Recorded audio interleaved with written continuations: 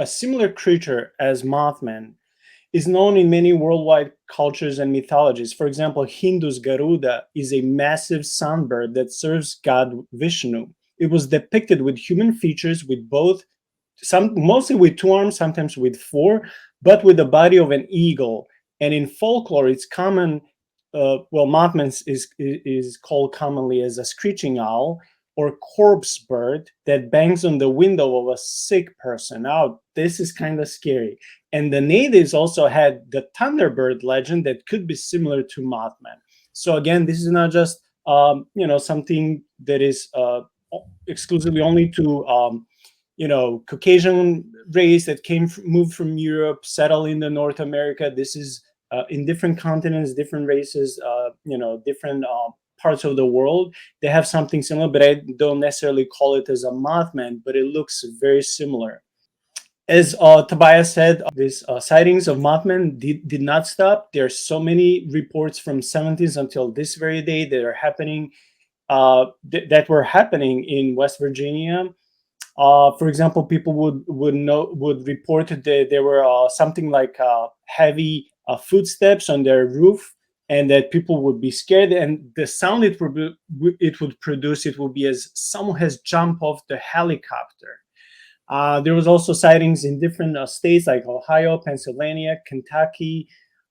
Some people, this is weird. Some people reported seeing the so-called men in black walking their office or walking or knocking on their door and wanted to talk to them once if people would see Mothman. Before I mention a few more reports, Tobias, do you have any insight about who these Men in Black could be? Whenever I think about Men in Black, I think about the movies. I'm like, yeah, they're like friendly people. But like, do you have any insight in your research so far, the identity of these Men in Black, especially if they're like of human origin or alien origin? Well, it's very difficult to say definitively, of course, when it comes to the Men in Black. Now, certainly, if you consider certain reports as authentic, then it would be difficult to explain them away as being mundane humans, right?